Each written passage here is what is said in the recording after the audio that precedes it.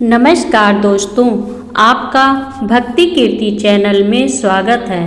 भगवान विष्णु लक्ष्मी जी को बताते हैं निवृत्त स्नान करने वालों के साथ क्या होता है।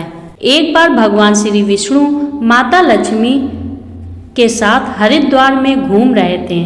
माता लक्ष्मी ने देखा कि सारे मनुष्य गंगा में नहा नहा कर हर हर गंगे कहते जा रहे हैं, परंतु सभी लोग दुखी और परेशान हैं। तब माता लक्ष्मी ने बहुत ही आश्चर्य से भगवान विष्णु से पूछा, स्वामी, गंगा में इतनी बार स्नान करने पर भी इनके पाप और दुखों का नाश क्यों नहीं हुआ? क्या गंगा में अब सत्यता नहीं रही? भगवान विष्णु बोले, गंगा में तो वही सामर्थ्य है, परंतु इन लोगों ने पाप नाशनी गंगा में स्नान ही नहीं किया, फिर इन्हें लाभ कैसे मिलेगा? माता लक्ष्मी जी ने आश्चर्य से कहा कि स्नान कैसे नहीं किया? सभी तो हमारे सामने नहा नहा कर जा रहे हैं, अभी तक तो इनके शरीर भी नहीं सूखे हैं। भगवान विष्णु ने कहा, ये लोग तो केवल जल में डुबकी लगाकर ही आ रहे हैं, तुम्हें मैं कल इसका रहस्य समझाऊंगा। दूसरे दिन बहुत ही जोर से बारिश होने लगी। सारी गलियां कीचड़ से भर गईं। एक चौड़े रास्ते में एक बड़ा सा गड्ढा था, चारों ओर कीचड़ भरा हुआ था और भगवान विष्णु ने लीला रची। वे स्वयं एक बूढ़े आदमी का रूप धारण करके उस गड्ढे में जा गिरे।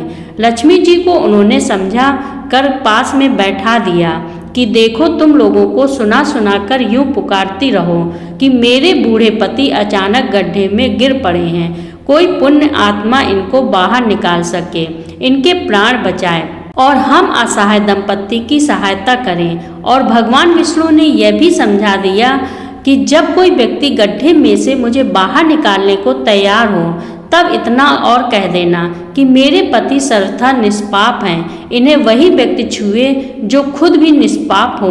यदि आप निष्पाप हैं तो उनके हाथ लगाएं, नहीं तो उनके हाथ लगाते ही आप स्वयं भस्म हो जाएंगे।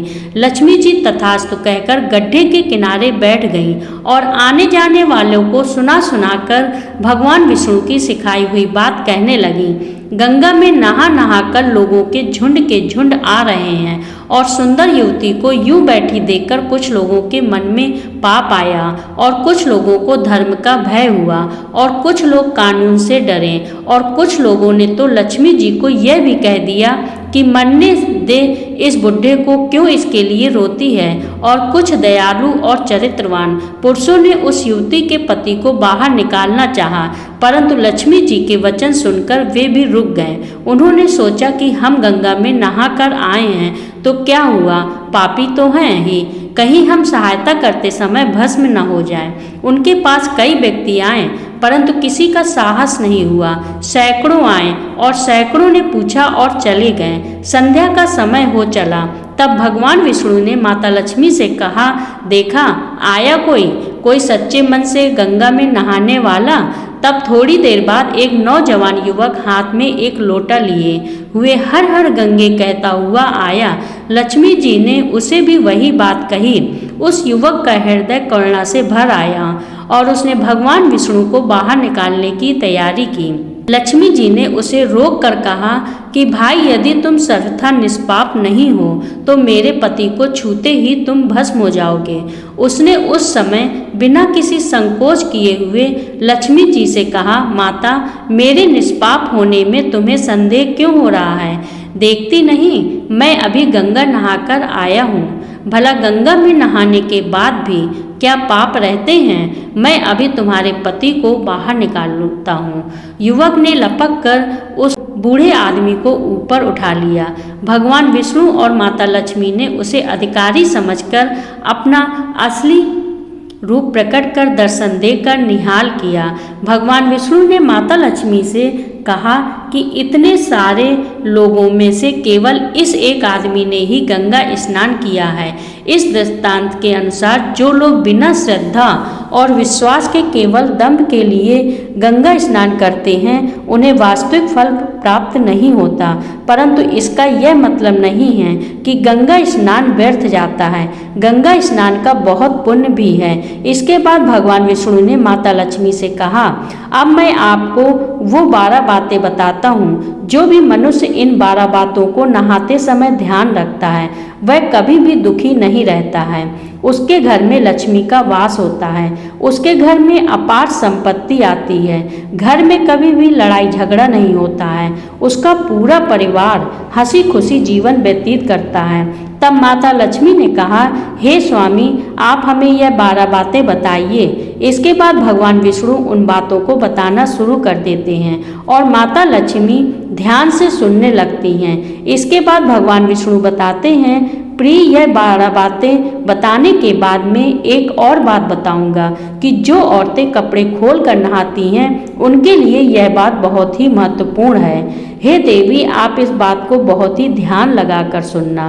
तभी भगवान विष्णु अपनी बातें सुनाने लगते हैं। भगवान विष्णु कहते हैं, स्नान करने से शरीर निरोगी रहता है और मन प्रसन्न रहता है। नहाने से चेहरे की क्रांति और शारीरिक आकर्षण में भी बढ़ोतरी होती है।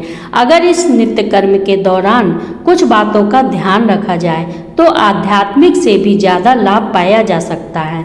नहाने के कार्य में इन बातों का ध्यान जरूर रखा जाना चाहिए। स्नान करने के बाद शुद्ध होकर पूजा पाठ आदि सभी कार्य करने के योग्य बनते हैं, इसलिए सुबह को ही स्नान कर लेना चाहिए। शास्त्रों में कहा गया है कि स्नान करने से 10 गुणों की प्राप्ति होती है: रूप, तेज, बल, पवित्रता, आयु, आरोग्य, निर्लोकता, सुविचार, निरोग और मेघा।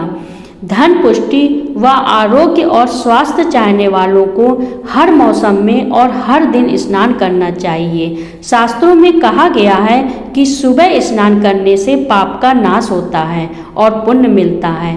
ऐसा कहा गया है कि सुबह नहाने वालों के पास नकारात्मक शक्तियां नहीं भटकती हैं, इसलिए सुबह स्नान करना ही उचित है। बीमारी की हालत में सर के नीचे ही स्नान करना चाहिए अथवा गीले कपड़े से शरीर को पोंछ लेना एक तरह का स्नान ही कहा गया है। सुबह की लालिमा छाने से पहले ही स्नान करना श्रेष्ठ माना गया है। तेल लगाकर और शरीर को मल मल कर नदी में नहाना मना है। इसकी जगह नदी से बाहर निकलकर तट पर ही शरीर साफ करके नदी में डुबकी लगाना उचित है। जिन घाटों पर कपड़े धोए जाते हैं वहां का जल अपवित्र माना गया है, इसलिए वहां से कुछ दूर हटकर दूर ही नहाना चाहिए। नदी में 11वीं या 21 डुबकियां लगाना शुभ मान बताया गया है। पवित्र नदियों में कपड़े निचोड़ने की मनाही है। नदी में किसी भी तरह की गंदगी नहीं बहानी चाहिए। नल की तुलना में झरने का पानी झरने के पानी से ज़्यादा, नदी का पानी और नदी के पानी से ज़्यादा किसी तीर्थ का पानी, तीर्थ के जल से कहीं गंगा जल अधिक श्रेष्ठ माना गया है। गंगा माता का कथन है कि स्नान करते वक्त कोई चाहे जहाँ भी मेरा स्मरण करेगा मैं वहाँ के जल में आ जाऊंगी। इसके बाद भगवान विष्णु ने कहा, अब मैं आपको औरतों के बारे में बताता हूँ जो औरतें कपड़े खोलकर स्नान करती हैं। हिंदू धर्मशास्त्रों में हर एक चीज़ के लिए कुछ नियम बनाए गए हैं। इन नियमों में से एक है स्नान को लेकर की गई बातें। ऐसा माना जाता है कि आम व्यक्ति को शास्त्रों के नियमों का पालन जरूर करना चाहिए, जिससे उनके घर की सुख समृद्धि बनी रहती है और खुशहाली आती है और साथ में अपार धन बरसता है। माता लक्ष्मी प्रसन्न होती हैं। दरअसल हमारे शास्त्रों में ऐसी कई बातें लिखी गई हैं जिनका हम सदियों से पालन करते चले आ रहे हैं, लेकिन उसके कारणों के बारे में हमें भी पूरी जानकारी नहीं है। ऐसे ही नियमों में से एक है निर्वस्त्र स्नान करना। आपने अक्सर घर के बड़ों को ऐसा कहते सुना होगा, कभी भी बिना कपड़ों के यानी कि निर्वस्त्र स्नान नहीं करना चाहिए। अगर हम पौराणिक कथाओं की बात करें तो निर्वस्त्र स्नान की मनाही का एक सबसे बड़ा कारण भगवान श्री कृष्ण के समय से जुड़ा हुआ है। पौराणिक कथाओं के अनुसार एक बार जब गोपियां सरोवर में स्नान कर रही थीं और वे निर्वस्त्र थीं, उस समय बालकृष्ण ने गोपियों के सभी वस्त्र छुपा लिए। उस समय जब भगवान श्री कृष्ण ने उनके वस्त्र छुपा लिए तब गोपियों ने अपने वस्त्र वापस लेने की प्रार्थना की। तब भगवान श्री कृष्ण ने उन्हें समझाया कि कहीं भी बिना वस्त्र धारण किए स्नान नहीं करना चाहिए। इससे जल के देवता वरुण का अपमान होता है, इसलिए आपको निर्वस्त्र होकर स्नान करने की मनाही की जाती है। अगर आप नहाते वक्त यह सोचते हैं कि बंद कमरे में आपको कोई नहीं देख रहा है तो ऐसा गलत है, क्योंकि ईश्वर आपको हर जगह पर देखते हैं। और यदि आप निर्वस्त्र होकर स्नान कर रहे हैं तो यह मुख्य रूप से जल के देवता वरुण का अपमान करने जैसा होता है। निर्वस्त्र स्नान से आपको पाप लगता है और आर्थिक एवं शारीरिक नुकसान पहुंचता है। यदि आप निर्वस्त्र स्नान करते हैं तो आपके शरीर पर नकारात्मक ऊर्जा प्रवेश करती है और आपकी मानसिकता भी नकारात्मक हो सकती है। इसलिए हमेशा आपको यही सलाह दी जाती है कि आप नहाते वक्त कोई एक कपड़ा जरूर धारण करें, लेकिन बिना कपड़ों के स्नान नहीं करें, तभी आपके लिए बेहतर होगा। निर्वस्त्र स्नान करने से शरीर की सकारात्मक ऊर्जा शरीर से बाहर निकल सकती है और इसका प्रभाव आपके शरीर के साथ आपके मन और मस्तिष्क पर भी होता है। गरुड़ पुराण के अनुसार जब आप स्नान करते हैं तब आपके पितृ यानी मृत पूर्वज आपके आसपास मौजूद होते हैं। यदि आप निर्वस्त्र स्नान करते हैं तो आपको पितृदोष लग सकता है।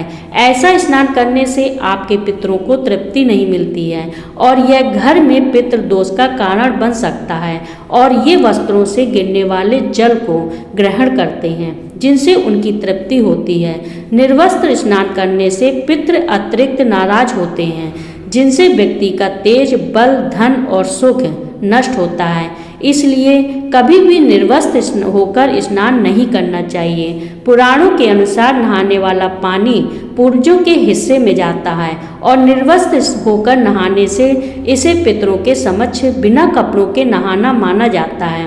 शास्त्रों में ऐसी मान्यता है कि यदि कोई निर्वस्त्र स्नान करता है तो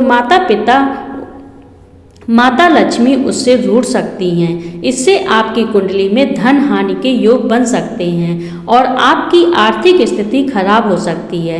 इसी कारण से आपको निर्वस्त्र स्नान न करने की सलाह दी जाती है और शास्त्रों में भी इस बात की मनाही है। वीडियो आपको पसंद आया हो तो चैनल को लाइक करें और सब्सक्राइब करें और लोगों के साथ, रिश्तेदारों के साथ शेयर करें।